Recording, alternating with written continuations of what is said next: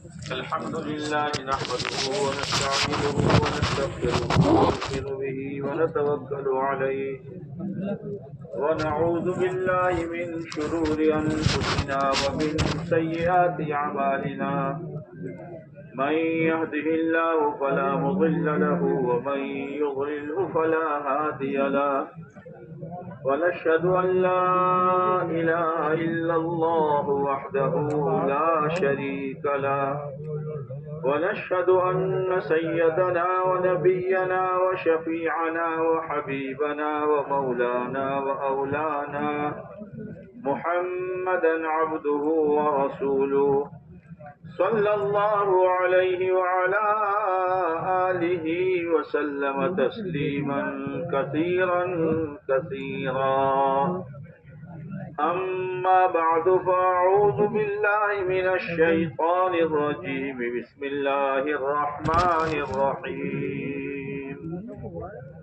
من عمل صالحا من ذكر أو أنثى وهو مؤمن فلنحيينه حياة طيبة ولنجزينهم أجرهم بأحسن ما كانوا يعملون.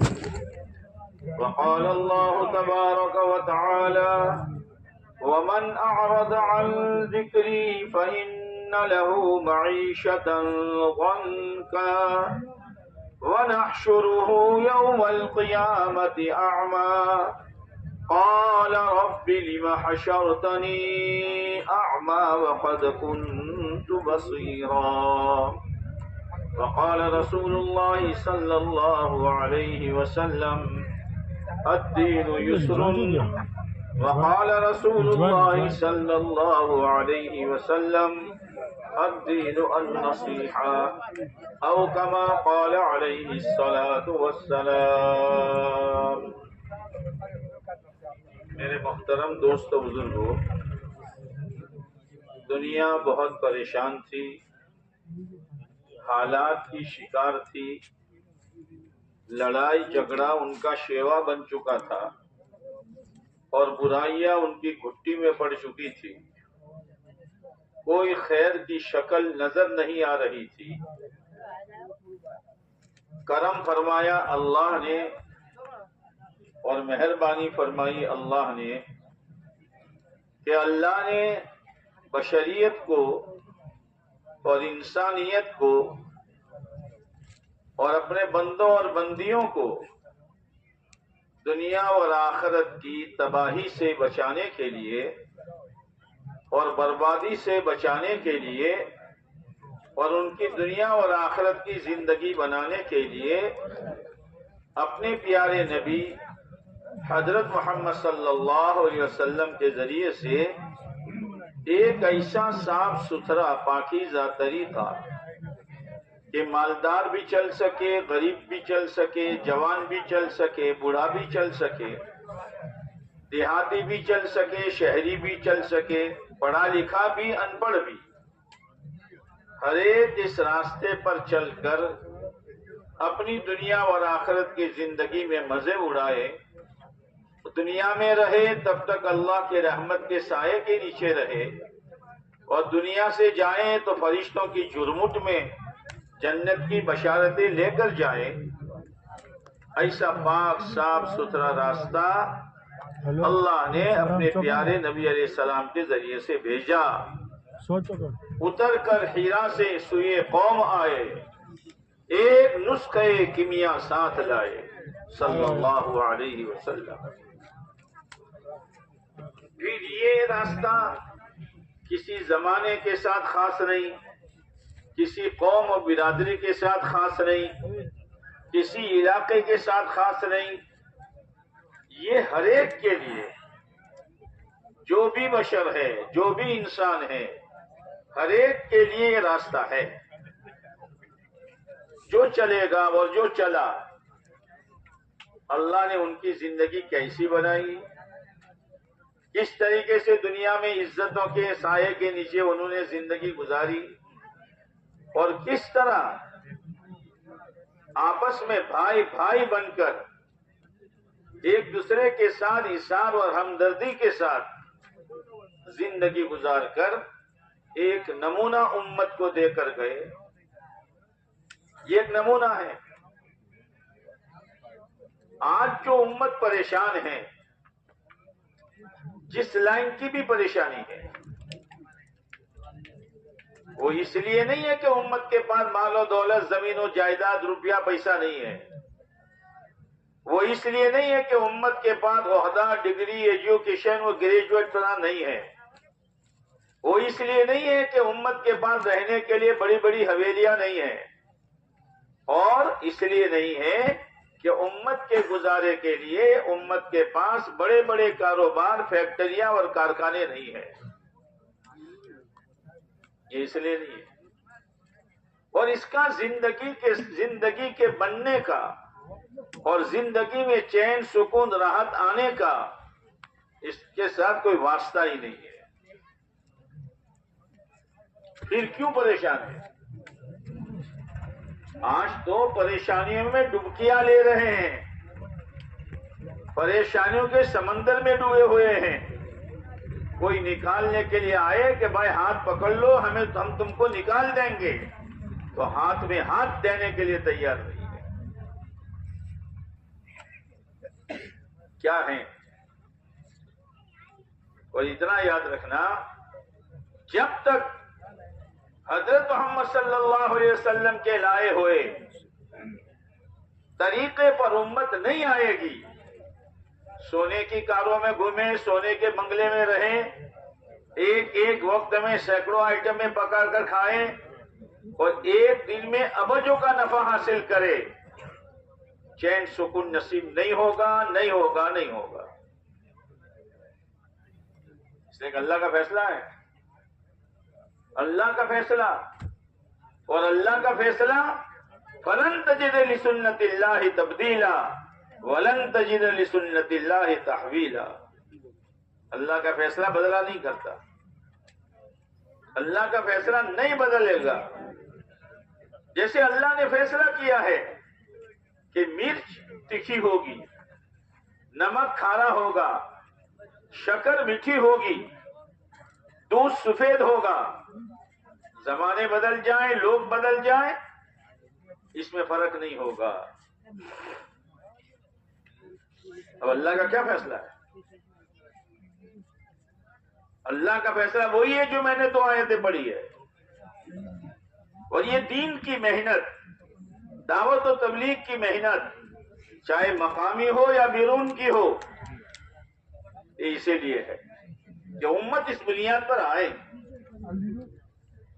امت اپنی زندگی کو اس بنیاد پر ڈالے. اسی لیے خوشامد کی جاتی ہے، اسی لیے تشکیلیں کی جاتی ہیں، اسی لیے مقامی کام سمجھایا جاتا ہے کہ آؤ، اس پر آؤ، بھاگو مت.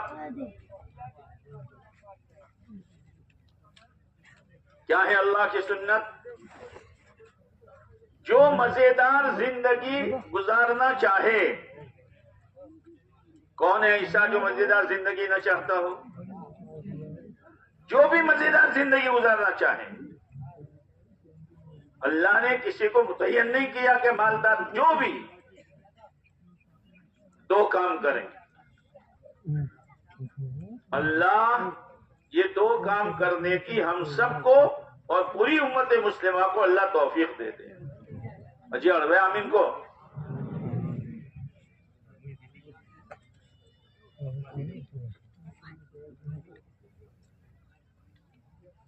مہربانی ہے اللہ کی. کوئی باپ اور کوئی ماں یہ نہیں چاہتے کہ میرا کوئی بیٹا پریشان ہو، الجھنوں میں ہو، قرض میں ڈوبا ہوا ہو، صبح کھایا تو شام اس کا، کوئی نہیں چاہتا. اللہ تو 70 ماؤں سے زیادہ مہربان ہے. اسی لیے نبیوں کو بھیجا، جاؤ میرے بندوں کو سمجھاؤ، اگر نہ سمجھی سے وہ تمہیں ستائیں تو صبر کرو، لیکن ان پر محنت کرو. نوح علیہ السلام کی محنت کی عمر 950 سال. یہ نوح علیہ السلام کی پوری زندگی نہیں ہے، محنت کی زندگی ہے، 950 سال رات اور دن امت کے پیچھے اپنے آپ کو کھپاتے رہے، امت کی طرف سے پریشانیاں آتی رہی، برداشت کرتے رہے، بے قراری کے ساتھ سمجھاتے تھے، لیکن وہ بے قراری چہرے سے جو ظاہر ہو رہی تھی، یہ لوگ نہ دیکھیں اس لیے چہرے پر کپڑا ڈال لیتے تھے، اور ان کی بے قراری والی آواز، لوگوں اللہ سے معافی مانگ لو، یا قوم استغفروا ربکم انہ کان غفارا، بھولے ہوئی ہے، بھولے کی ہے، اللہ کے دین کو چھوڑا ہے جان بوجھ کر بھی، معافی مانگ لو بس، لیکن کانوں میں انگلیاں، چہروں پر کپڑا، نہ سنیں گے نہ آپ کی بے قراری کو دیکھیں گے۔ یہ سورہ نوح جو ہے نا، سورہ نوح، یہ نوح علیہ السلام کی دعا ہے، لمبی دعا ذکر کی ہے۔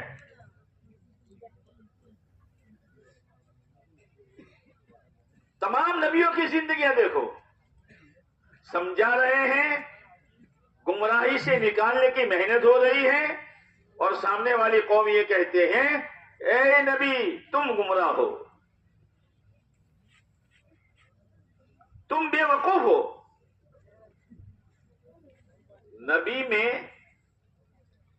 سہن شکتی اور تحمل اور برداشت بہت ہوتا ہے، بہت سنجیدگی کے ساتھ جواب دیا، یا قوم لیس بی ضلالہ، میں گمراہ نہیں ہوں، انی لکم ناصح امین وانا لکم ناصح امین، ہم تمہاری خیر خواہی چاہتے ہیں کہ دنیا اور آخرت کی بربادی سے تم بچ جاؤ، اللہ کی پکڑ سے تم بچ جاؤ، اور ہم یہ چاہتے ہیں، ہم امین ہیں، اللہ کی دی ہوئی 3 نعمتیں، جان کی، مال کی، صلاحیت کی، وہ ٹھکانے لگ جائیں، ہم وہ چاہتے ہیں، اور اس کے بدلے میں لا اسألکم علیہ اجرا ان اجری الا علی رب العالمین، ہم تم سے پھوٹی کوڑی نہیں چاہتے ہیں، ہمارا بدلہ تو ہمارا اللہ دے گا۔ یا قوم لیس بی سفاہا، میں بے وقوف نہیں ہوں۔ کتنا برداشت کیا، اللہ کی طرف سے تھا، میرے بندوں پر محنت کرو اور ان کو صحیح روپ بتاؤ۔ خود آپ علیہ الصلوۃ والسلام سمجھا رہے ہیں، بے قراری کے ساتھ سمجھا رہے ہیں، ہمدردی کے ساتھ سمجھا رہے ہیں۔ جب تک آپ غارِ ہیرا میں جا کر اللہ کی عبادت فرمایا کرتے تھے، سب لوگ آپ کو صادق الامین کہتے تھے، سچے ہیں تو حضرت محمد صلی اللہ علیہ وسلم ہیں، امانت دار ہیں تو حضرت محمد صلی اللہ علیہ وسلم ہیں۔ لیکن جب پہلی وحی آئی اور آپ کے سر مبارک پر نبوت کا تاج رکھا گیا اور آپ نے لوگوں کے سامنے اعلان کیا، آپ پر بوجھ تھا وحی کا، آپ گھر پر آئے اور حضرت خدیجہ رضی اللہ تعالی عنہا سے کہا مجھے چادر اڑاؤ، مجھے چادر اڑاؤ، میرے بدن پر کپ کپی ہے، خدیجہ مجھے اپنی جان کا خطرہ ہے۔ حضرت خدیجہ کبریٰ رضی اللہ تعالی عنہا نے تسلی دی، یہ گھر کی تعلیم جو ہے، گھر کی تعلیم جن کو ہم نے معمولی سمجھا ہے، یہ معمولی نہیں ہے، اس کے ذریعے سے گھر میں رہنے والی ہر ماں بہن بیٹی بہو کی تربیت ہوتی ہے اور دینی ذہن بنتا ہے۔ جب عورت کا دینی ذہن بن گیا اور گھر میں کوئی پریشانی آئی اور شوہر نے اپنی پریشانی دور کرنے کا کوئی غلط راستہ سوچا، فوراً یہ اللہ کے بندی کہے کہ کیا سوچ رہے ہو تم؟ اس معمولی بھیڑ کے لیے اور معمولی تکلیف کی وجہ سے تم سود میں ہاتھ ڈالو گے، تم لونے پاس کراؤ گے؟ خبردار خبردار، ہمارا اللہ ہمارے ساتھ ہے۔ یہ اللہ کی بندی ہاتھ پکڑ لے گی، شادیوں کے موقع پر خرافات نہیں کرنے دے گی، موت میت پر رسومات نہیں ہونے دے گی۔ لیکن آج مصیبت یہ ہے کہ ہم نے تعلیم کے ذریعے سے ان ماں بہنوں کا دینی ذہن نہیں بنایا ہے، دوسرا کوئی راستہ نہیں ہے۔ حضرت خدیجہ رضی اللہ تعالیٰ عنہا نے تسلی کے لیے ورقہ بن نوفل ان کے پاس لے گئی، اور ورقہ بن نوفل نے آپ علیہ السلام کے سارے حالات معلوم کر کے تسلی دی اور کہا کہ وہ جو تمہارے پاس غار ہیرا میں آئے تھے یہ تو وہی تھے جو حضرت موسیٰ علیہ السلام کے بعد وہی لے کر آئے تھے، یعنی جبرائیل امین تھے۔ گھبرائیے مت، آپ آخری نبی ہے، لیکن ایک بات یہ کہی، تمہاری قوم تمہیں نکالے گی، تمہاری قوم تمہیں نکالے گی۔ کون قوم؟ جو صادق الامین کہہ رہی ہے، جو اپنی امانتیں آپ کے پاس رکھ رہی ہے، رکھوا رہی ہے۔ دعوت کا کام شروع ہوا، حالات شروع ہوئے۔ ہاں، گھر کے لوگ، ابو لہب حقیقی چچا ہے، وہ بھی گھر کے لوگ مخالف ہو گئے، لیکن آپ تو ہمت کے پہاڑ تھے۔ مکہ میں محنت کرتے کرتے جب دیکھا کہ یہاں نتیجہ نہیں نکل رہا، چلو طائف، چلو طائف۔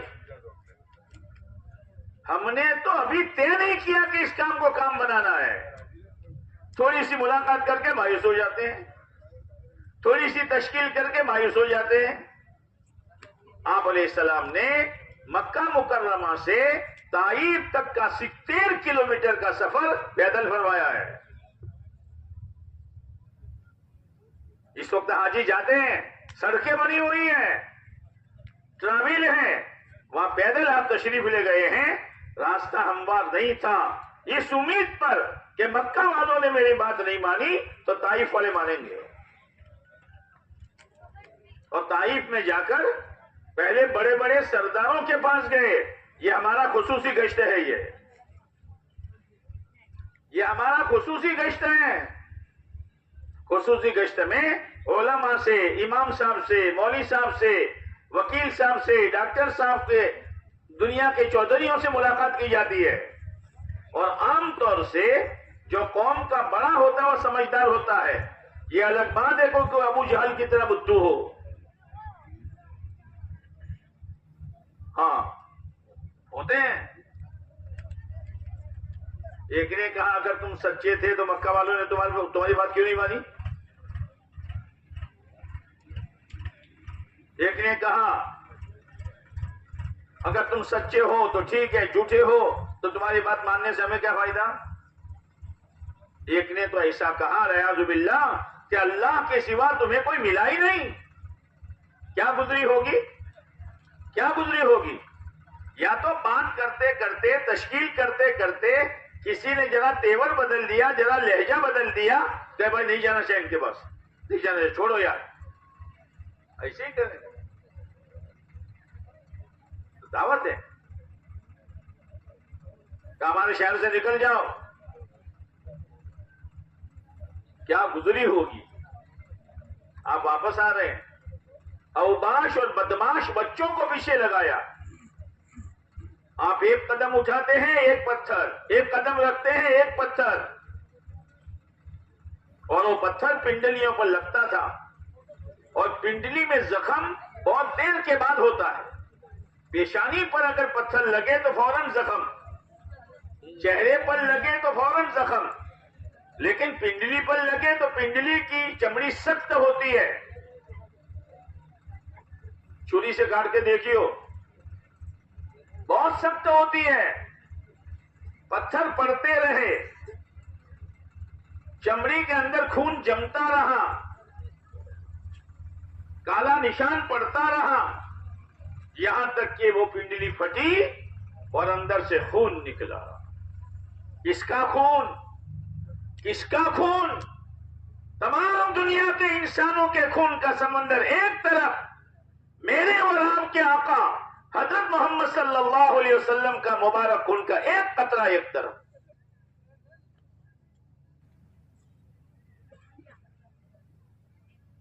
چلتے رہے، پیر زخمی ہوتا رہا، خون مبارک میں جوتیاں مبارک چپکتی رہی. جبرائیل امین آئے، کہ اللہ تعالیٰ کہہ رہا ہے پوچھ لو میرے محبوب سے، طائف 2 پہاڑیوں کے بیچ میں ہیں، چکی کے 2 پاٹوں کی طرح پیس دوں ان کو. آپ نے فرمایا نہیں، اے اللہ میری قوم کو ہدایت دے دے، وہ مجھے جانتی نہیں ہے، وہ مجھے جانتی نہیں ہے. وہ طائف کی دعا جو ہے آپ دیکھو تو صحیح، کبھی غور تو کرو، کیا فرما رہے ہیں آپ؟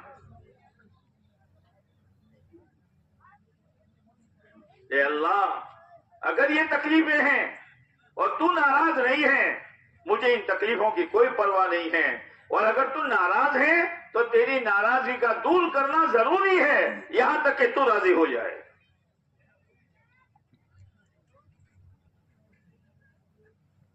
ایک ایک وقت میں 2 بچیوں کی طلاقیں ہو رہی ہے، معمولی چیزیں ہیں. آپ کی ہنڈی پک رہی ہے، اس میں غلاظت ڈالی جا رہی ہے.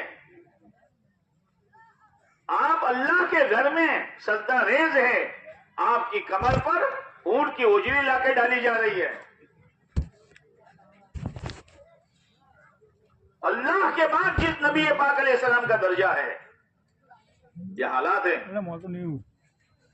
آپ محنت فرماتے رہے، محنت فرماتے رہے، تکلیفوں کو برداشت کرتے رہے.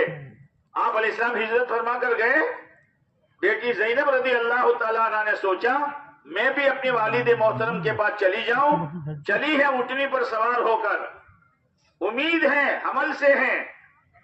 اونٹنی ٹیکری پر چڑھی اور ایک آیا اور اس نے حضرت زینب رضی اللہ تعالیٰ عنہ کے پیٹ پر خنجر مارا.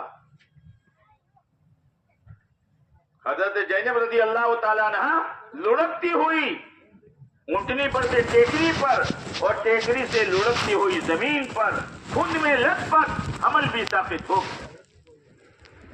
کیا ہو رہا ہے یہ؟ کس کے لیے ہو رہا ہے؟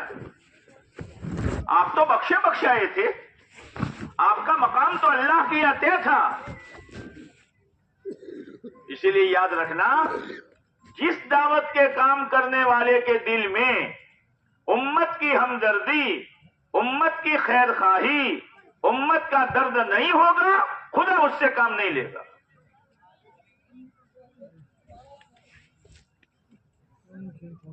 کام ہے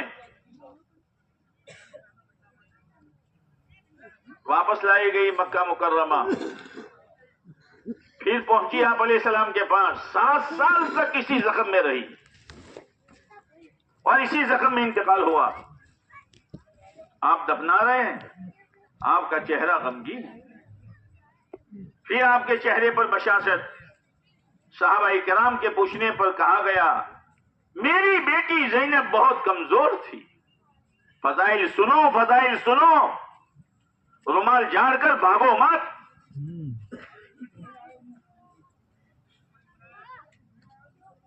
مجھے یہ خطرہ تھا کہیں قبر کا عذاب میری بیٹی کو پکڑ نہ لے. کیا حال ہے مستورات کا، کیا حال ہے جوان بچیوں کا، کیا پہن رہی ہے، کیسے وقت گزار رہی ہے، کوئی فکر ہی نہیں ہے. اور آپ علیہ السلام کی بیٹی دین کی خاطر زخمی ہو کر 7 سال کے بعد جا رہی ہے قبر میں، اور آپ کو یہ فکر ہے کہ کہیں میری بیٹی کو قبر کا عذاب پکڑ نہ لے. پھر میرے اللہ نے مجھے بشارت سنائی کہ آپ کی بیٹی پر سے قبر کا عذاب ہٹا لیا گیا ہے، اس لیے میرے چہرے پر بشاشت ہے. سیرت پڑھو، سیرت تو کام کی اہمیت دلوں میں آئے گی، کام کی عظمت دلوں میں آئے گی، اور اپنے آپ کو بھی صحیح ترتیب، صحیح روپ پر ہم لوگ لانے کی کوشش کریں گے. ابھی صحیح روپ پر ہم نہیں ہیں، صحیح ترتیب پر ہم نہیں ہیں. آپ علیہ السلام کی خدمت میں ایک یہودی بچہ آیا کرتا تھا جس کا نام عبد القدوس تھا. کئی دنوں سے آنا بند کر دیا اس نے. آپ نے پوچھا بھائی عبد القدوس کہاں ہے؟ کہا بیمار ہے.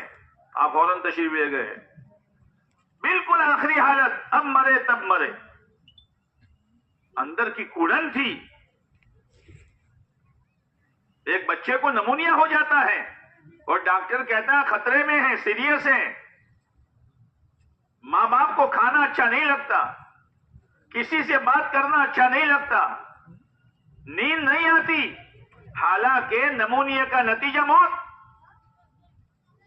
اور یہاں بے دینی پر مرنے پر اور بغیر ایمان کے مرنے پر نتیجہ جہنم. انبیاء علیہ السلام کے سامنے یہی تھا. آپ کہے کہاں کلمہ پڑھ لیں، کلمہ پڑھ لیں. اس کا باپ پاس میں بیٹھا ہوا تھا. اس نے اپنے باپ کی طرف دیکھا تو اس کے باپ نے کہا مجھے کیا دیکھ رہا ہے؟ ابو القاسم، جو آپ کی کنیت ہے، ابو القاسم صلی اللہ علیہ وسلم کی بات مان لے. اسی وقت اس نے کلمہ پڑھا اور کلمہ پڑھنے کے بعد روح قبضہ ہو گئی. آپ نے فرمایا اللہ تیرا شکر ہے ایک جان جہنم سے بچ گئی. او میرے بھائیو، او میرے بھائیو، یہ ہمدردی امت کی دلوں میں پیدا کرنے کی ضرورت ہے. بے دینی پر رونے کی ضرورت ہے. امت پر حالات آ جائیں، سیلاب آ جائیں، فساد ہو جائے، امت اجڑ جائے تو بستیاں کا بستیاں فکر میں آ جاتی ہے کہ نہیں بھائی کچھ کرنا چاہیے، کچھ بھیجنا چاہیے، کچھ رفائی کام کرنا چاہیے، ضرور کرنا چاہیے. اس لیے کہ امت ہے، اللہ کی مخلوق ہے، لیکن یہ حالات عارضی حالات ہیں. یہ پریشانی ٹیمپر والی پریشانی ہے. امت بے دینی کے ساتھ زندگی گزار رہی ہے، بغیر نماز کے زندگی گزار رہی ہے، حلال حرام کی تمیز ختم کر کے کما رہی ہے. تو کیا کرنا چاہیے؟ گشت میں 10 آدمی، تعلیم میں 5.5 آدمی، 3 دن کی جماعت کبھی نکلی نہیں نکلی، نکلی تو 12 بجے نکلی اور تیسرے دن صبح سویرے آ بھی گئی. یہ کرنا چاہیے، یہ کرنا چاہیے.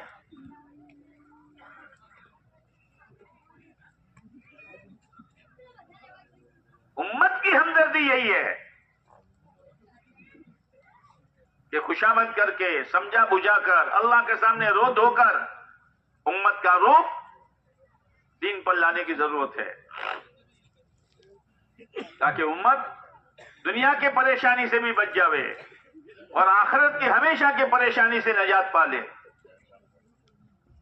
اللہ نے دین اسی لیے بھیجا ہے.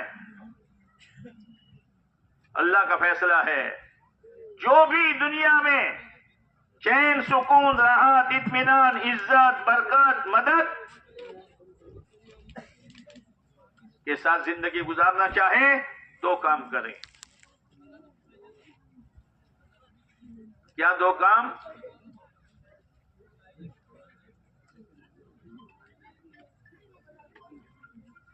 ایک اپنے اندر کا یقین بناوے.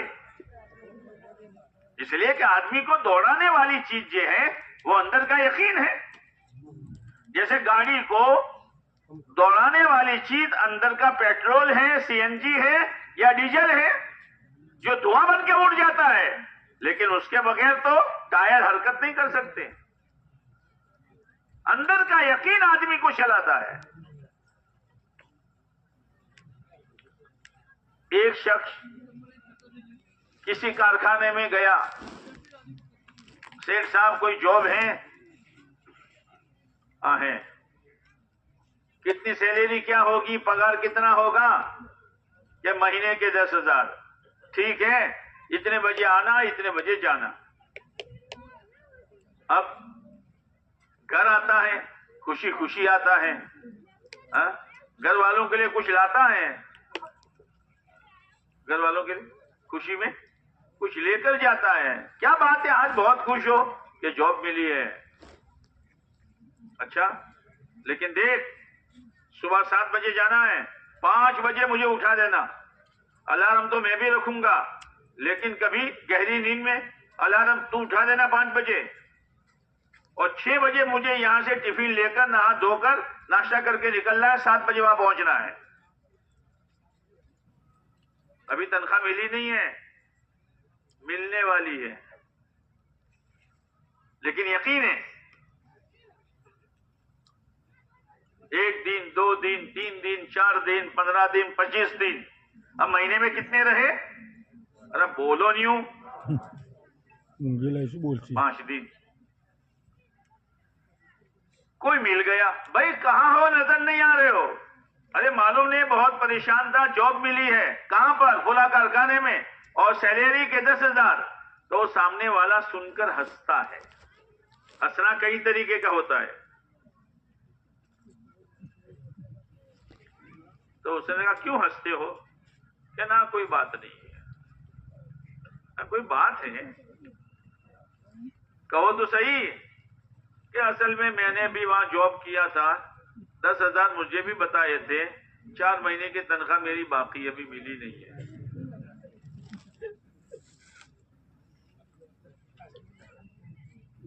اب رات کو سویا، الارم بجا، کروٹ بدلی، بیوی نے کہا اٹھو، اٹھتا ہوں۔ ارے 4:30 ہو گئے، اٹھتا ہوں۔ ارے 5 بجے، اٹھتا ہوں۔ یہ کمزوری کائی کی آئی؟ یقین میں کمزوری آئی تو حرکت میں بھی کمزوری آئی۔ ایسا کیوں کیا؟ کہ کوئی فائدہ ہے نہیں، وہ ملا تھا 4 مہینے کی تنخواہ باقی ہے تو مجھے وہ کیا دے گا؟ آدمی کے اندر کا یقین اس کو دوڑاتا ہے۔ اسی لیے ہماری پہلی محنت یقین بنانے کی ہے۔ دعوت یقین بدلتی ہے، دعوت جذبہ بدلتی ہے، اور دعوت ماحول بدلتی ہے۔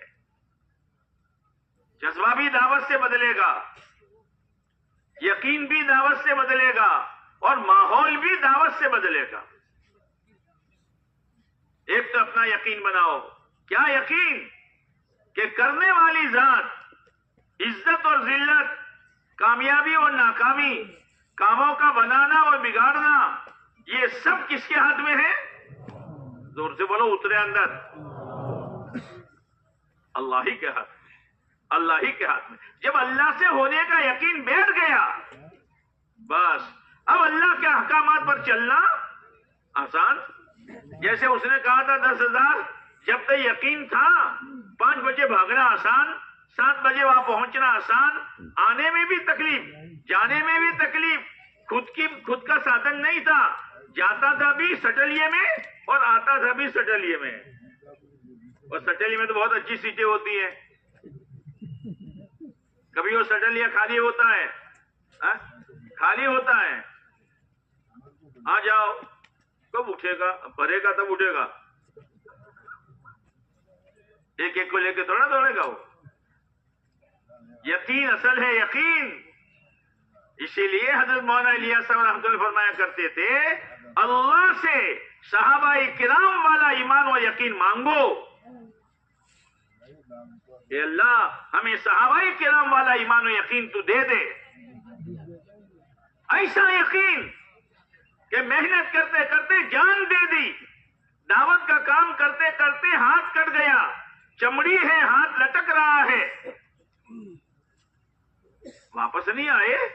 اب یہ لٹکا ہوا ہاتھ کام کرنے میں رکاوٹ، پیر کے نیچے دبایا اور پھینک دیا، پرے ہٹ کام کرنے دے۔ کیا چیز ہے؟ کیا چیزیں؟ کام کرتے کرتے دشمن نے نیزہ مارا، خون کے فوارے نکلے، کیا کہتے ہیں؟ فزت ورب الکعبہ، کعبہ کے رب کی قسم میں تو کامیاب ہو گیا۔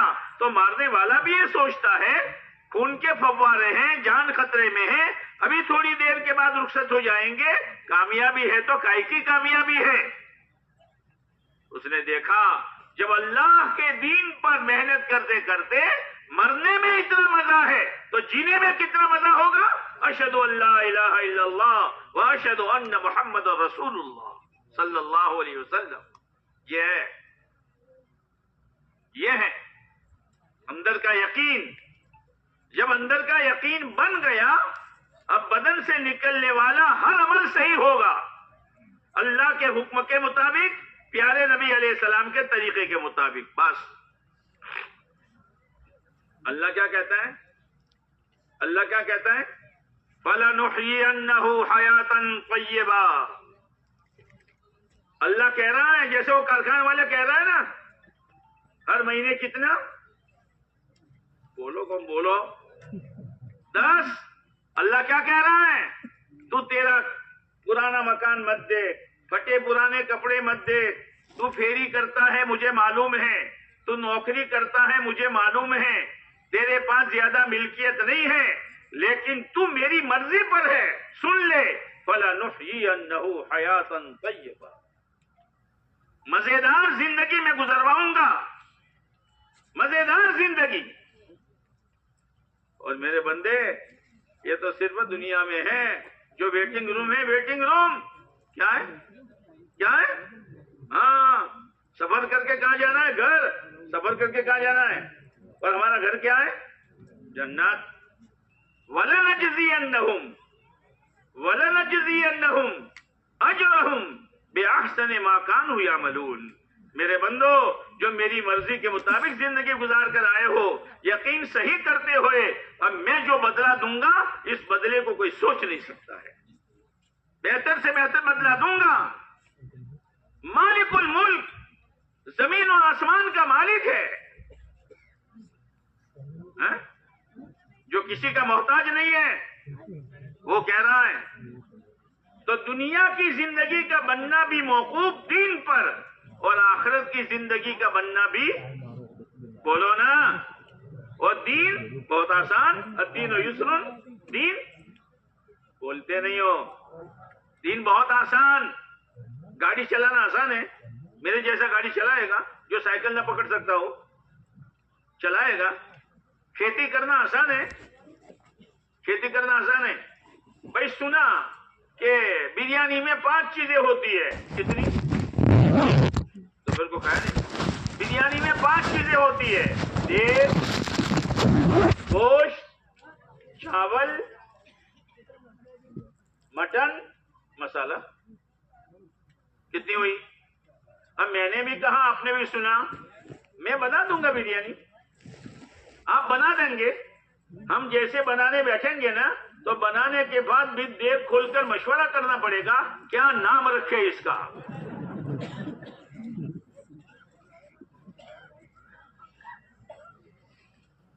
بھائی 5 ہی تو چیزیں ہیں, یہ نہیں ہے, یہ نہیں ہے.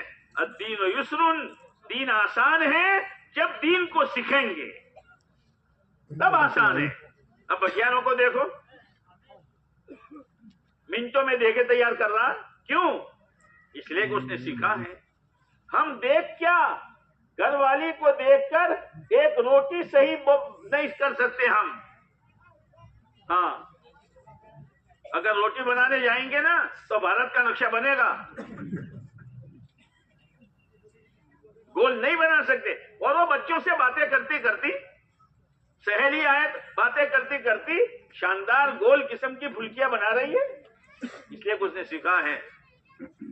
اب ہم نے تو سیکھا نہیں. اب اس کو ذرا گول کر کے, گول کرنے گئے تو بھارت کا نقشہ, اور پھر توے پر رکھا, توے پر کئی کچی نہ رہ جائیں, کئی کچی نہ رہ جائیں. زیادہ دیر رکھی تو جل گئی. اب دوسرا پاسا پلٹا تو کہیں جل نہ جائیں, اس لیے جلدی لے لیا, تو ایک پاسا کالا اور ایک پاسا کچا. کھاؤ. الدین یسر, دین آسان ہے, بہت آسان ہے. کمانا آسان نہیں, گاڑی چلانا آسان نہیں, کھیتی کرنا آسان نہیں. دین آسان ہے, اس لیے اللہ نے سب کو مکلف بنایا ہے, دیندار بنو. سب کو اللہ نے یہ نہیں کہا کہ گاڑی چلاؤ, سب کو یہ نہیں کہا کہ کھیتی کرو, دیندار بنو. وہ دیندار ادھورے نہیں. یا ایھا الذین آمنوا ادخلوا فی السلم کافہ, وہ ایمان والو پورے کے پورے اسلام میں داخل ہو جاؤ, پورے کے پورے. پورے کے پورے داخل ہو جاؤ. معلوم ہوا ہر ایمان والے میں پورے دین پر چلنے کی صلاحیت اللہ نے رکھی ہے. اس لیے میرے بھائیوں، دین پر کامیابی ہے، اس کا یقین اللہ سے مانگو، اور یقین آوے اس کی محنت کرو. اللہ نے دوسری سائڈ بھی بتائی ہے کہ اگر ایسا نہیں کیا، مال کے نشے میں، جوانی کے نشے میں، عہدے کے نشے میں، سیلری کے نشے میں، بنگلوں کے نشے میں، ہوتا ہے نا. لیکن یاد رکھنا، دنیا میں کسی کا نشہ نہ باقی رہے، نہ رہے گا. اگر دنیا میں نہیں اترا، ملک الموت کی 1 لات تیرا نشہ اتار دے گی. چل، کیا لے کر آیا تجھے تو دین لینے بھیجا تھا، تجھے تو دیندار بننے کے لیے بھیجا تھا. اور ایک محنت اللہ نے دی تھی جس میں شرابی کبابی اللہ کا ولی بن گیا تھا، جگاری رات میں رونے والا بن گیا تھا، اور تجھے محنت سمجھ میں نہیں آئی. کیوں؟ اس لیے کہ ہمارے پاس مال ہے، عہدہ ہے، ڈگری ہے، سیلری ہے. اس نشے میں ایسا نہیں ہے. دین آسان ہے، دین میں پورے داخل ہو جاؤ. عقیدہ بھی، عبادات بھی، لین دین بھی، رہن سہن بھی، لوگوں کے حقوق کی ادائیگی بھی، اور دل کی نیت کے اعتبار سے بھی پورے اسلام میں داخل ہو جاؤ، تو پھر اسلام اور ایمان اور دین کا نتیجہ خدا دے گا، دنیا میں بھی اور آخرت میں بھی. اس لیے میرے بھائیوں، اللہ کا کرم ہے، اللہ کا احسان ہے کہ اللہ نے ایک محنت دی ہے. کہو الحمدللہ. محنت ہے. اس محنت کی نسبت براہ راست اللہ سے. کس نے محنت دی اور کس کے واسطے سے آئی؟ پیارے نبی تاجدار مدینہ محمد مصطفیٰ احمد مجتبی کالی کملی والے، ہمارے ماں باپ آپ پر قربان ہو، ان کی برکت سے محنت ملی ہے.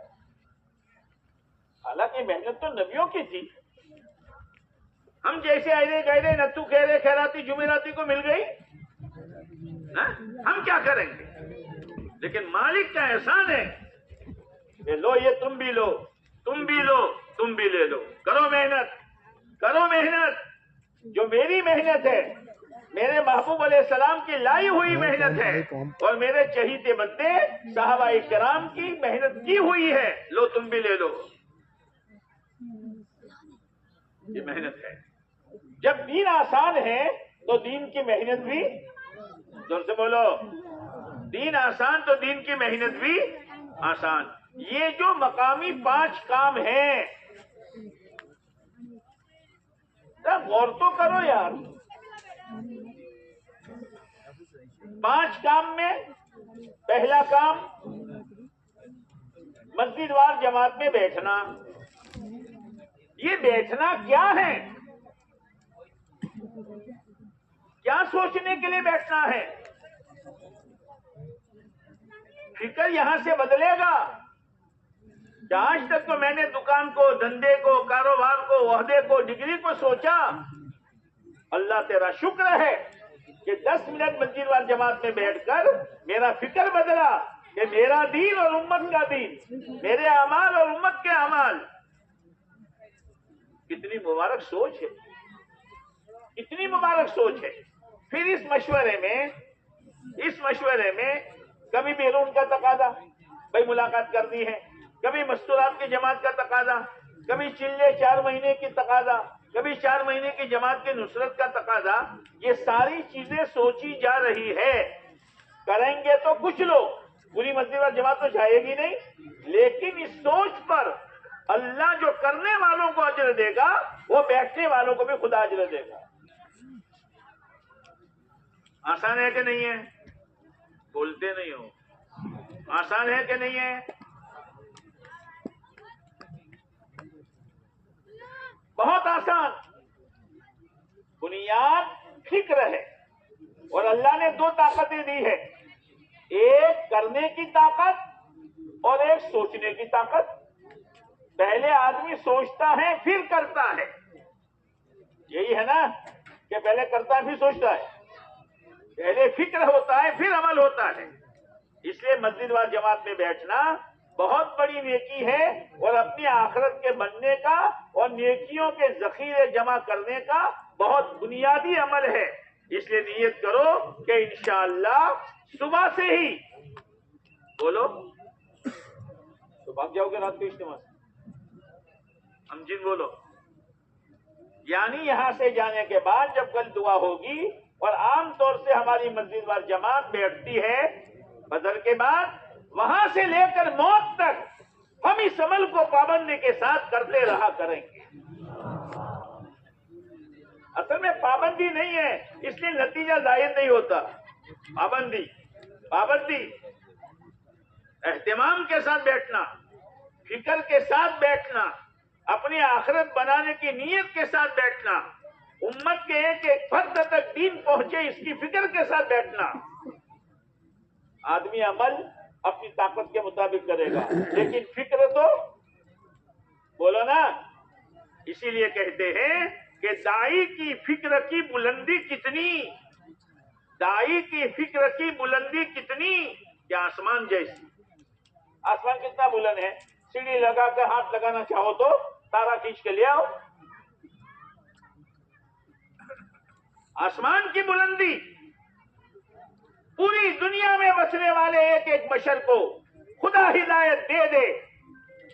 یہ ہماری بلندی ہے نیت کی، فکر کی. تو دائی کی فکر اور اس کی بلندی کس کی طرح؟ کیا سیٹی بجاتے ہو؟ کس کی طرح؟ کہاں ہے آسمان؟ آسمان کہاں ہے؟ بولو نا. کہتے یہ تو تمبو ہے. یہ دائی کی نیت کی بلندی ایسی ہونی چاہیے. اور استقامت کیسی، جمنا کیسا؟ کوئی بھی حال آ جائے ہر حال میں اس کام کو کریں گے. جیسے پہاڑ آسمان سے گرنے والی جو بھی چیز ہوتی ہے سب سے پہلے کہاں گرتی ہے؟ پہاڑ پر. پھٹ جاتا ہے. تو ہم 3 دن سے کیوں ہٹتے ہیں؟ 2.5 گھنٹے سے کیوں ہٹتے ہیں مسجد و جماعت میں؟ اس لیے کہ ابھی تک استقامت نہیں آئی.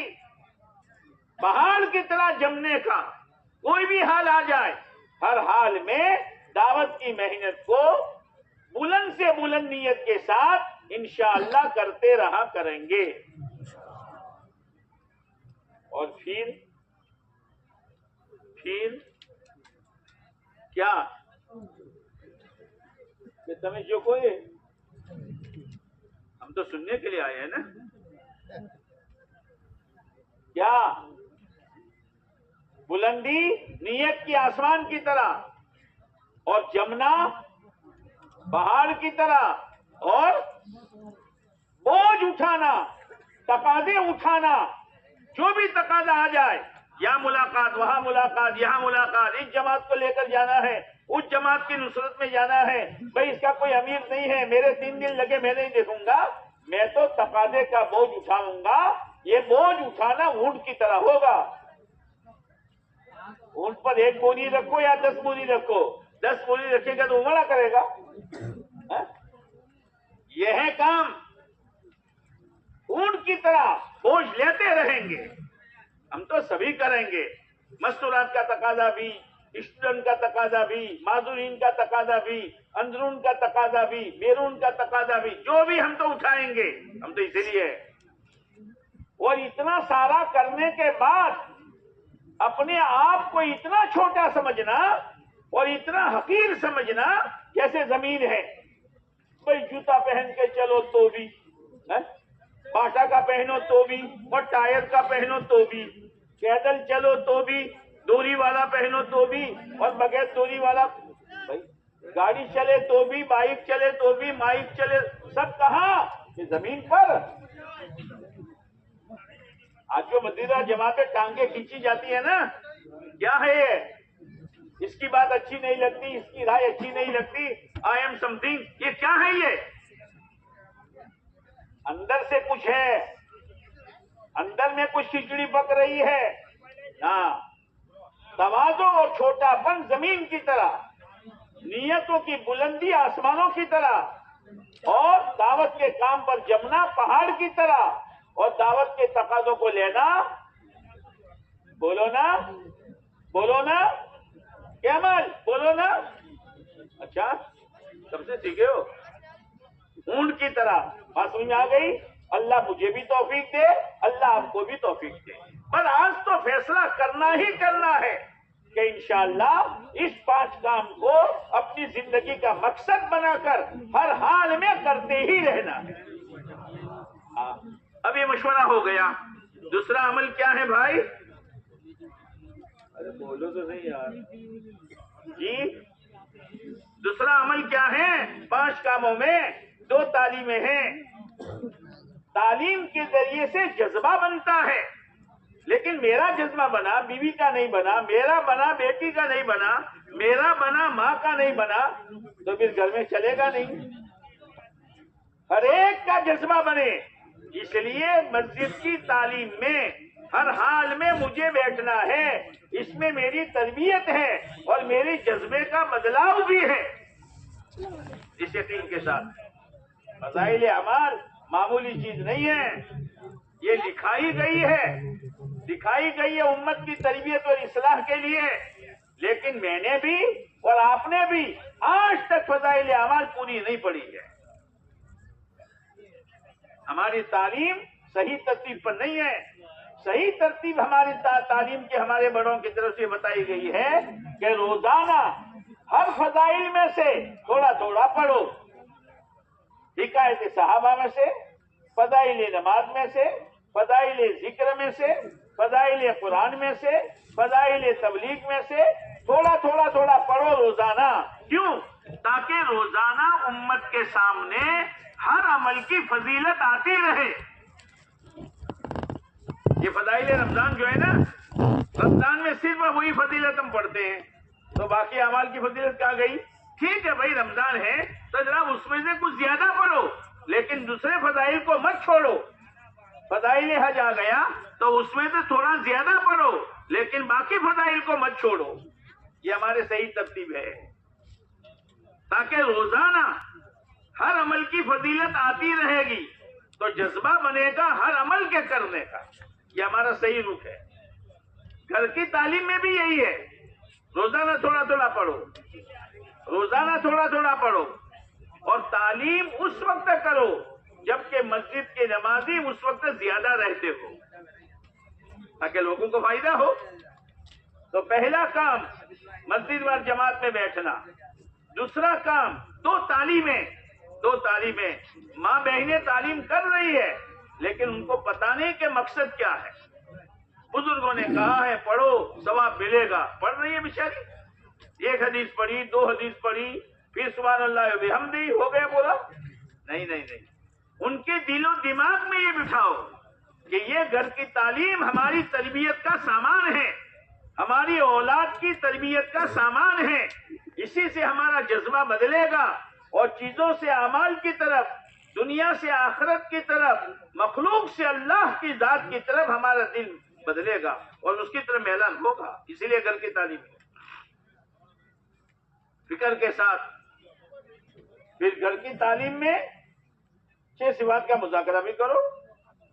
گھر کی تعلیم تو مدرسہ ہے، مدرسہ، اس میں اس کا بھی مذاکرہ کرو۔ شادی آ رہی ہے تو کیسے کریں گے؟ بھائی کا نکاح ہونے والا ہے تو کیسے کریں گے؟ ہمیں لباس و کپڑا کیسا پہننا چاہیے؟ گھر کی تعلیم کی بات کر رہا ہوں، یہ تو مدرسہ ہے۔ کرو گے؟ کون کون کرے گا؟ بعضوں نے تو بحیرست نے، کون کرے گا؟ ماشاءاللہ، اللہ توفیق دے۔ دونوں تعلیم کو پابندی کے ساتھ کرو، مسجد وار جماعت میں اہتمام کے ساتھ بیٹھو اور فکر کے ساتھ بیٹھو۔ ایسا نہیں کہ پوچھا جا رہا ہے کہ بھائی 3 دن کی جماعت کا کیا کریں گے، ادھوری ہے تو ایک سونے والا کیا کہتا ہے میں تیار ہوں، کائے کے لیے تیار؟ کہ ملاقات کے لیے؟ ارے ادھوری جماعت ہے، اس کی بات سوچی جا رہی ہے۔ بے فکری کے ساتھ نہ بیٹھو۔ 5 کاموں میں تیسرا کام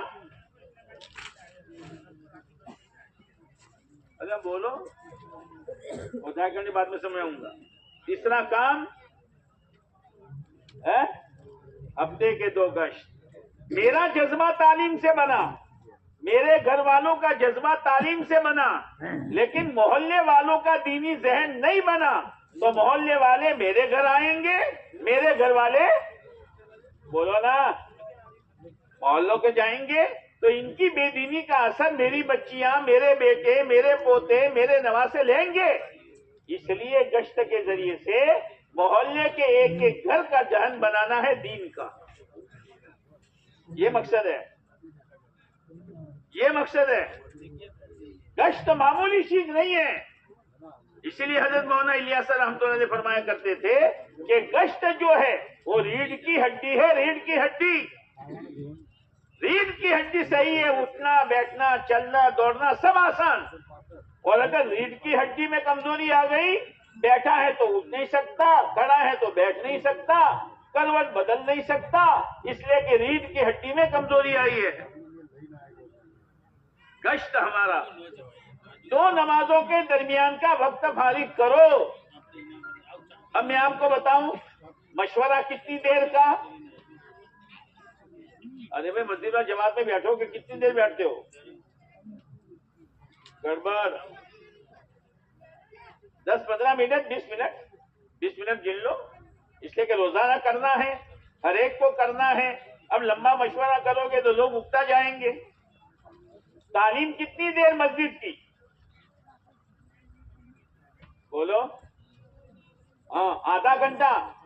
لیکن آدھا گھنٹے سے امت اکتا رہی ہے تو ہر 2-3 دن کے بعد 1 منٹ بڑھا دو, پتہ بھی نہیں چلے گا, اور آدھے گھنٹے تک تعلیم چلی جائے گی.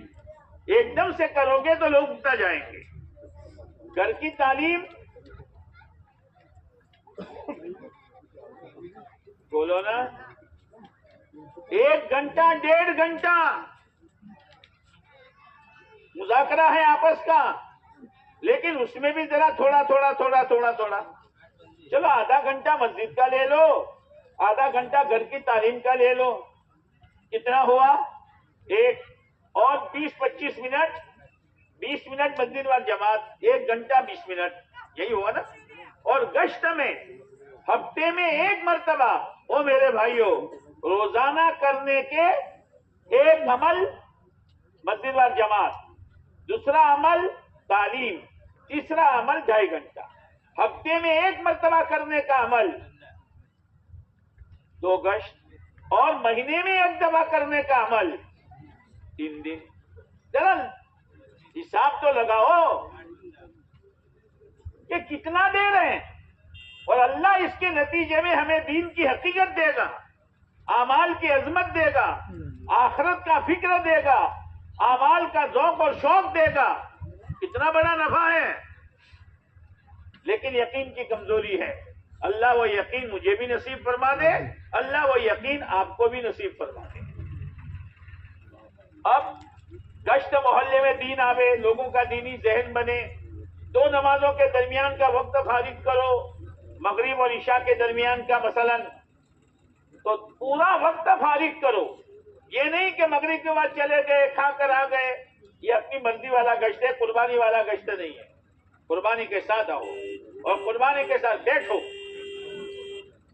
پھر گشت کی صحیح ترتیب. بات دفعہ ایسا ہوتا ہے کہ وہ بات ہوتی ہے نا گشت کی ترغیب کی, 1.25 گھنٹہ بات ہو گئی, اور عشاء اور مغرب کے درمیان میں وقت کتنا رہتا ہے کہ مول جائے تو بونگی شب دونوں, مولی شب دونوں, بونگی شب ازو نہ لو, مولی شب نماز پڑھاو, આપણે તો અઝાન ઓગળીને જવાનું છે, નમાઝ પઢીને પાછું આવવાનું છે. અરે મગરીબ और ઈશા के दरमियान में कितना वक्त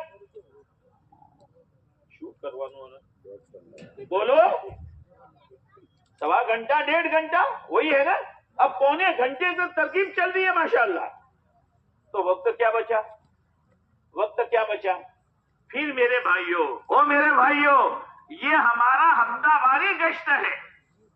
क्या मतलब कि जमातें इतनी बनाओ कि हफ्ते में 1 मर्तबा पूरे गांव के लोगों की मुलाकातें हो जाए. अब जरा मुझे ये बताओ, कोई मस्जिद ऐसी है کہ جس کے اطراف میں 100 مکان ہو اور ہر ہفتے گشت کی جماعت 100 آدمیوں کی ملاقاتیں کر رہی ہو. ایسا کوئی ہے؟ تقسیم کرتے ہیں. اس ہفتے میں یہاں، اس ہفتے میں یہاں 4 پر تقسیم کیا تو یہ ماہانہ گشت ہوا کہ ہفتہ واری گشت ہوا؟ اور ہمارے بڑوں نے کیا بتایا ہے؟ بولو. اس لیے ہفتہ واری گشت کرو. او مول صاحب، اچھا پھر بھائی جماعت میں کتنے ساتھی جاتے ہیں؟ مول صاحب 7 ساتھی 8 ساتھی. اور کتنی جماعتیں بناتے ہو؟ 2. تو 10 کی کیوں نہیں بناتے؟ کہ مول صاحب ساتھی ہی نہیں ہے. کوئی آدمی ہوٹل چلاتا ہو اور 150 نوکر کی ضرورت ہو اور اس کے پاس 75 ہو تو چلا دے گا؟ یہ مول جاؤ 75 تو 75 ہیڈوانوں گاڑو ہیڈ ایسا تو ایسا نہ لانا پڑے گا کہ یہاں نہیں ہے تو اڑیسہ سے لاؤ، کہاں سے لاؤ؟ بنگال سے لاؤ. لیکن وہ 75 پورا کرنا ہے، 150 پورا کرنا ہے تاکہ میرے ہوٹل کا نظام صحیح چلے. او میرے بھائیوں، ہر ہفتے ہمیں 100 گھروں کی ملاقاتیں کرنی ہے. اب نہیں ہے تو محنت کرو اور ساتھیوں کا ذہن بنا کر 2 نمازوں کے درمیان کا وقت فارغ کرنے پر ان کو آمادہ کرو اور 10 کی پوری جماعت بناؤ. اور پھر آج 10 ہے، 15 دن کے بعد پھر 20 ہو جائیں گے. آہستہ آہستہ اللہ کی ذات سے امید ہے کہ ہمارا یہ گشت ہفتہ واری گشت ہوگا.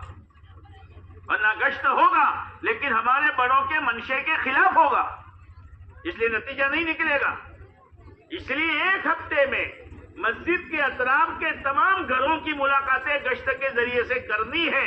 اس کی نیت کرو، ہے نا. اب اس کے لیے ساتھی کم ہے تو کوشش کرو. ایک دم سے تو ہوگا نہیں، لیکن نیت ہوگی تو اللہ تعالیٰ یہ بھی کام آسان کر دے گا. بھائی بات سمجھ میں آ رہی ہے؟ ترغیب 15-20 منٹ بہت ہو گئی. فضائل، لیکن آج کل تو فضائل بھی بیان نہیں کرتے، فلسفہ بیان کرتے ہیں. دیکھو گشت کے معنی گھومنا پھرنا، گشت کے معنی گھومنا پھرنا. دیکھو پانی اگر چلتا رہے تو بگڑتا نہیں ہے، پانی اگر چلتا رہے تو بگڑتا نہیں ہے. انسان کے بدن میں خون دوڑتا ہے تو رگے اور ہاتھ برابر کام کرتے. یہ فضیلت ہوئی، یہ فضیلت ہوئی. یہ تو فلسفہ ہوا اور وگنان ہوا. تو وگنان بیان کرو گے، فلسفہ بیان کرو گے. ارے اللہ کے بندوں کو اللہ کی طرف بلانے پر اور ان کے پاس چل کر جانے پر اور دین کی نسبت پر ان کی زیارت کرنے پر اور پھر گرد و غبار جو بدن پر آیا اس پر ہمارا اللہ ہمیں کیا دے گا؟ ایسی ترغیب دو کہ کوئی بوڑھا آدمی منہ میں دانت نہیں، پیٹ میں آنت نہیں، وہ بھی کہے امیر صاحب مجھے بھی گشت میں بھیج دو. ایسی ترغیب دو، ایسی ترغیب دو. فلسفہ بیان نہ کرو. اب ایک گشت ہو گیا ہمارا، گشت میں ترغیب دے دو. ترغیب دینے کے بعد پھر کیا کرتے ہیں؟ بھائی امیر کا کام یہ ہے، متکلم کا کام یہ ہے، رہبر کا کام یہ ہے. ٹوپی کس کے سر پر جائے گی؟ امیر تو آپ نے طے کیا نہیں، رہبر تو آپ نے طے کیا نہیں. نہیں، پہلے طے کرو. یہ متکلم رہیں گے، یہ رہبر رہیں گے، یہ ذمہ دار رہیں گے. اب کام بتاؤ تاکہ جس کو امیر بنایا وہ اپنی ذمہ داری سنے اور جس کو رہبر بنایا وہ فکر کے ساتھ اپنی بات سنے اور جس کو متکلم بنایا ہے فکر کے ساتھ وہ اپنی بات سنے. ورنہ ٹوپی گھومتی رہے گی ہوا میں. اب یہاں سے گئے، ایک ساتھی ذکر کے لیے بٹھا دو. اب ذکر کے لیے کیسا بٹھا دے معلوم ہے؟ بہت بوڑھا کھسٹ، تھوڑی دیر کے بعد جھوکے مارتا رہتا ہے. اس کو بٹھایا آپ نے؟ اس کو بٹھایا؟ جوان، فکر مند، رونے دھونے والا، اس کو بٹھاؤ. اس میں صرف دعا نہیں ہے، صرف ذکر نہیں ہے. دعا بھی مانگتے رہو، ذکر بھی کرتے رہو جب تک جماعت واپس نہ آئے. اور پھر ایک ساتھی طے کرو درمیانی بات کے لیے. اب درمیانی بات میں ایران تران کے قصے، ادھر ادھر کی سنی ہوئی باتیں نہیں. درمیانی بات ایسی ہو کہ جو مجمع سن رہا ہے عشاء کے بعد جب بیان ہو تو اللہ کے دین کی محنت کے لیے وہ تیار ہو جائے. ایسی بات کرو, خالی کوٹا پورا نہیں کرنا. ایک دو ساتھی طے کرو استقبال کے لیے. استقبال کیا ہے اور استقبال والوں کا طریقہ کیا ہے. بعض مرتبہ وہ دروازے کے سامنے ایک بیٹھک ہوتی ہے, استقبال والے وہاں بیٹھے ہیں, لوگ آ رہے جا رہے ہیں, بیٹھے بیٹھے بھائی السلام علیکم خبردار گشت سے آیا ہو تو ہاری بات ہوتی. یہ استقبال ہے, یہ استقبال ہے. کھڑے رہو دروازے میں, انتظار کرو. جیسے میرا پرانا دوست برسوں کا آج مجھے ملنے آنے والا ہے, کیسے اتفاق سے آپ کھڑے ہوتے ہو, کیسے محبت کے ساتھ بات کرتے ہو. یہ ہے استقبال. کھڑے ہوئے استقبال کرو اور پھر جماعت بناؤ, جماعت کو کام سمجھا دو. جماعت جانے سے پہلے اللہ کے سامنے رو دھو کر جائیں, اے اللہ کام بہت اونچا ہے, ہم بہت کمزور ہیں, اے اللہ تو ہماری مدد فرما دے. دوسری بات, جا رہے ہیں امت کی ملاقات کے لیے, پتہ نہیں امت کن کن غفلتوں میں ہوگی. اگر کسی کو ہم نے غفلت میں دیکھا اور اس کا ہلکاپن میرے دل میں آیا, اے اللہ لینے کے دینے پڑ جائیں گے, میری آخرت اجڑ جائے گی. اس سے بھی تو میری بچا, میری حفاظت کر. اب گشت پورا ہو تب تک یہاں مذاکرہ ہو, ذکر ہو, دعا ہو, اور گشت کے بعد او میرے بھائیوں سیدھے مسجد میں آؤ. اگر وضو ہے تو ٹھیک ہے, نہیں ہے تو وضو استنجا کر کے آ جاؤ, دعا مانگو, ذکر کرو, اللہ سے اپنا گشت قبول کراؤ تاکہ ہدایت کا فیصلہ ہو جائے. یا تو گشت میں آنے کے بعد مسجد کے دروازے سے ہی بھائی جماعت کہاں گئی کہ خیر جا جب ہوا تو دو نمازوں کے درمیان کا وقت فارغ کہاں ہوا. تھوڑی سی اپنی چاہت قربان نہیں کرتے ہم, جس کی وجہ سے ہمارا عمل بگڑ جاتا ہے اور عمل کا نتیجہ ظاہر نہیں ہوتا ہے. اسی طریقے سے میرے دوستو ہمارا دوسرا گشت ہے. دوسرا گشت, دوسرے گشت کا دین طے کرو اور مشورے سے ایسی جگہ طے کرو جہاں کام نہیں ہے. بات جگہ کیا ہوتا ہے, آپ میرے گشت میں آپ کی مسجد میں, آپ میری مسجد میں, یہ نصرتی گشت ہوا. بات مطلب وہ مسجد کمزور ہے لیکن ساتھی تو ہے نا, ہے. اب کیا کرتے ہیں, وہ مسجد والے انتظار کرتے ہیں, منگل کے دن وہ آئیں گے, مشورہ بھی وہ کریں گے, تعلیم بھی وہ کریں گے, ترغیب بھی وہ دیں گے, جماعت بھی وہ بنائیں گے, درمیانی بات بھی وہ کریں گے اور بیان بھی وہ کریں گے اور تشکیل بھی وہ کریں گے. تو ان کی فکر بڑھے گی. ایک غریب آدمی ہے لیکن ایک سیٹھ صاحب ہے, مل گئے سیٹھ صاحب, روزانہ ہر مہینے ایک تل کا ڈبا, ہر مہینے گڑ کی روی, ہر مہینے 5 کلو چاول, روزانہ 1.5 کلو دودھ.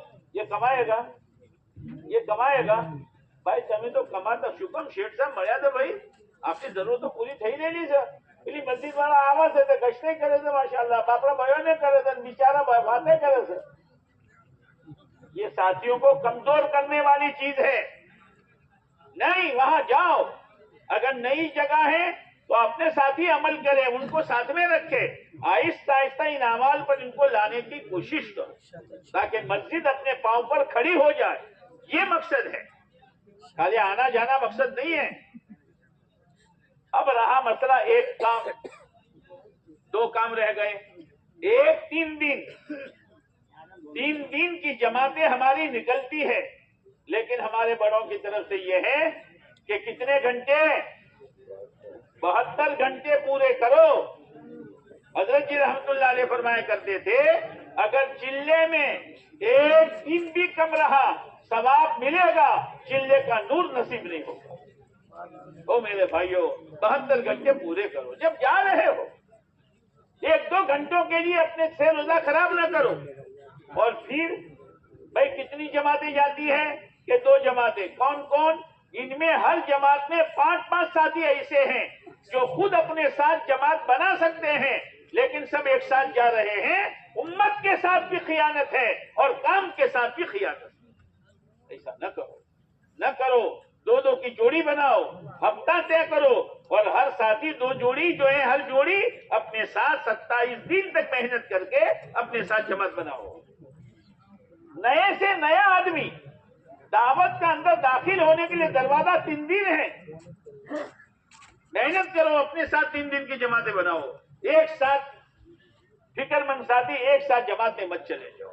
نقصان ہوگا کام کا اور نقصان ہوگا امت کا. ہفتہ طے کرو. ہفتہ طے ہو جائے کوئی نہ کوئی عذر آئے گا بدلو مت. مولانا یوسف صاحب رحمۃ اللہ علیہ کے پاس ایک میواتی آئے تھیلی ہاتھ میں. مولانا زین العابدین صاحب بھی ساتھ میں کھڑے تھے پڑوس والے. تو میواتی نے مولانا یوسف صاحب رحمۃ اللہ علیہ کے کان میں ایک بات کہی. مولانا یوسف صاحب رحمۃ اللہ نے سر سے اجازت دے دی جاؤ. جب وہ میواتی جانے لگے حضرت مولانا یوسف صاحب رحمۃ اللہ علیہ کے آنکھ میں آنسو آئے. تو مفتی زین العابدین صاحب رحمۃ اللہ نے پوچھا حضرت بات سمجھ میں نہیں آئی, انہوں نے آ کر کیا کہا؟ آپ نے اجازت دے دی اشارے سے, پھر آپ رو رہے ہیں. کہا اصل میں مفتی صاحب بات یہ ہے اس میواتی نے آ کر کہا کہ حضرت یہ میرا 3 دن لگانے کا ہفتہ ہے. یہ دن میرے گھر میں ایک بچہ بیمار تھا. جب میں تھیلی لے کے عمرے سے باہر نکلا میرے بچے کا انتقال ہو گیا. میں نے چادر ڈال دی اور محلے والوں سے کہا بھائی باقی کا کام تم کر لینا. حضرت جی نے فرمایا اس کی قربانی پر مجھے رونا آیا. وہ باپ تھا دشمن نہیں تھا, اس کے سینے میں دل تھا پتھر نہیں تھا, لیکن اولاد سے زیادہ دعوت کے تقاضے کی اہمیت تھی. اللہ کرے وہ یہ اہمیت ہمارے دلوں میں پیدا ہو جائے. 3 دن کی مضبوط جماعتیں بناؤ, 2 کی جوڑی بناؤ. کام بھی بڑھے گا, ساتھی بھی بڑھیں گے اور انشاءاللہ آپ دیکھتے دیکھتے نئے ساتھی ہمیں ہاتھ لگیں گے. اب رہا مسئلہ 2.5 گھنٹے کا. 2.5 گھنٹہ جو ہے نا 2.5 گھنٹے 5 کام میں اصل 2.5 گھنٹے ہیں. اگر 2.5 گھنٹے نہیں ہیں اور 4 کام ہیں یہ ایسا ہے جیسے 4 انگلیاں ہیں انگوٹھا نہیں ہے. کیا نہیں ہے؟ انگوٹھے کے بغیر مٹھی میں مضبوطی آئے گی؟ وہ تو انگوٹھا ہے. اگر 2 انگلی ہے لیکن انگوٹھا ہے اور انگوٹھے نے کوئی چیز مضبوط پکڑ لی کوئی چھڑا نہیں سکتا, لیکن انگوٹھا ہی نہیں ہے. آج سارے جو تقاضے ٹوٹ رہے ہیں مستورات کا, 3 دن کا, چلے کا, 4 مہینے کا, جماعت ادھوری ہے پوری نہیں ہو رہی اس لیے کہ انگوٹھا ہی نہیں ہے. اس لیے 5 کام 2.5 گھنٹے گھڑی دیکھ کر دو اور صاحب 2.5 گھنٹے بس. تو حساب تو لگا رات دن کے گھنٹے کتنے بولو نا 24. حکیم صاحب یوں کہہ رہے ہیں حکیم صاحب کہ 6-7 گھنٹے زیادہ سے زیادہ 7 گھنٹے آدمی کی صحت کے لیے سونا چاہیے.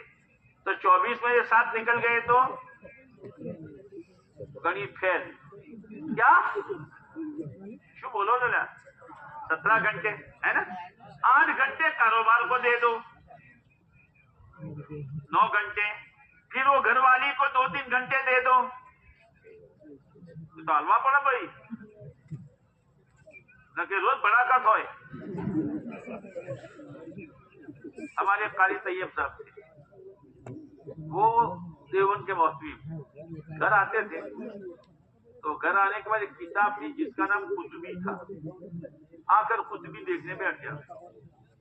تو بہرو مانوشو کیا تو آنکھوں داڑا مدرسوں چلا ہوا سر 11 آور تو قطبی جو ہو سر. تو ایک دن اس نے کہا دیکھو قاری جی گھر میں یا بیوی رہے گی یا قطبی رہے گی فیصلہ کرو. تو گھر والوں کو بھی حق دینا چاہیے. کتنے بچے تھے؟ 6 میں سے اس کو دے دو. کتنے بچے؟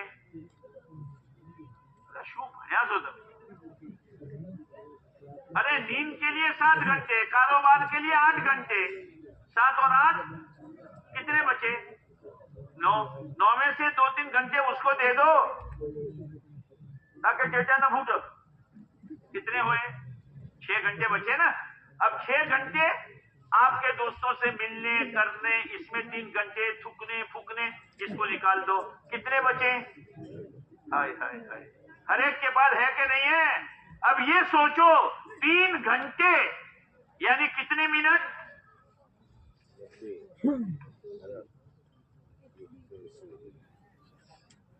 میں تو سی ایم ہوں، سی ایم پر بول تو کھڑا، کتنے گھنٹے سی ایم؟ کتنے؟ 3 گھنٹے کے منٹ کتنے اور سیکنڈ کتنے؟ بٹیجو اتنا سارا وقت برباد ہو رہا ہے بھائیو، کہاں جا رہا ہے وہ؟ کہ لایا نہیں کھا رہی ہے، دنیا کھا رہی ہے۔ ارے اس میں سے 2.5 گھنٹے اللہ کے گھر کو آباد کرنے کے لیے تو دے دے، تیری بھی آبادی ہوگی، اللہ کے گھر کا بھی آباد رہے۔ 2.5 گھنٹے ہے ہمارے پاس، ہماری پونجی کی ہمیں پتہ نہیں ہے کہ کہاں جا رہی ہے، بہت بھاری نقصان ہو رہا ہے۔ اس لیے میرے بھائیوں، آج تو اس اجتماع میں نیت کرو کہ یہاں سے لے کر وہاں تک، دائیں سے لے کر بائیں تک، مشغول سے مشغول آدمی بھی یہ نیت کرے کہ انشاءاللہ آج سے 5 کام کو اپنی زندگی کا مقصد بنا کر کرتے رہا کریں گے۔ انشاءاللہ میں کرنٹ نہیں ہے، نہیں ہے۔ اب بیٹھے رہو بھائی عابد یونس بھائی، ہلکے والے اپنی اپنی مسجدوں کو پرچہ دے دیا ہے، ارے پرچے ملے ہیں بھائی آپ کو، اب بیٹھ جاؤ۔ 10 منٹ کا کام ہے بزرگوں، بیٹھو گے پورے مجمع کا ثواب ایک ایک فرد کو ملے گا۔ ہمارے اٹھنے پر مجمع منتشر ہو گیا، کام ہمارا بگڑ جائے گا۔ اس لیے درخواست ہے، جس طرح بیٹھے ہو یہاں سے لے کر وہاں تک، دائیں سے لے کر بائیں تک بیٹھے رہو، اور ہر ساتھی اپنی اپنی ترتیب پرچے پر بنا دو، اور ہر ہلکے والے اپنا پرچہ ضلع والوں کو دے دو اور یہاں پہنچا دو۔ بھائی بیٹھ جاؤ، بھائی بیٹھ جاؤ مسجدوں کے اعتبار سے، ماشاءاللہ ماشاءاللہ، بیٹھ جاؤ بیٹھ جاؤ، بیٹھنے کے لیے چلنے کی ضرورت نہیں ہے، بیٹھ جاؤ، ترتیب بنا کر جاؤ، کوئی نہ بچے۔ پہلے کہا گیا تھا مسجدوں کے اعتبار سے بیٹھنے کی ترتیب کریں، بہت سارے مسجدوں کے اعتبار سے بیٹھو، پھر مسجد والے ہلکے والوں کو یہ پرچہ دے دو۔ بیٹھ جاؤ بیٹھ جاؤ، ماشاءاللہ بیٹھ جاؤ، اللہ خوب قبول فرمائے، خوب قبول فرمائے۔ ذرا جلدی جلدی کر لو۔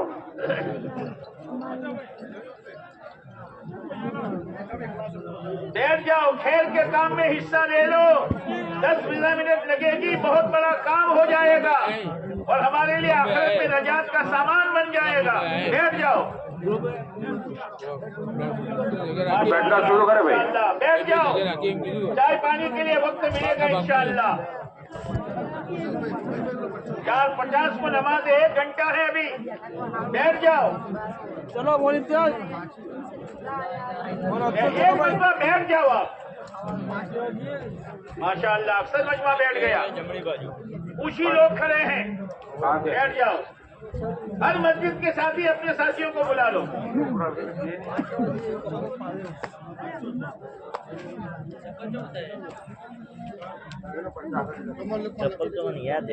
بھائی بیٹھے بیٹھے کام کرو، بیٹھ جاؤ تاکہ میرے ساتھی کھڑے ہو، بیٹھ جائیں، بیٹھ کر کے کرے کام۔ ہر مسجد اپنے ساتھی کو بٹھا دیں اور بیٹھ کر کے تسلی سے کام کر لیں۔ 10-15 منٹ میں انشاءاللہ ہمارا کام مکمل ہو جائے گا۔ یہ پرچہ اپنے حلقے کے ذمہ داروں کو دے دیں اور حلقے کے ذمہ دار پورے حلقے کے مسجدوں کے پرچے جمع کر کے تخت پر پہنچا دیں۔ ماشاءاللہ بیٹھ جاؤ بیٹھ جاؤ، الحمدللہ بیٹھ جاؤ، کام شروع ہو گیا۔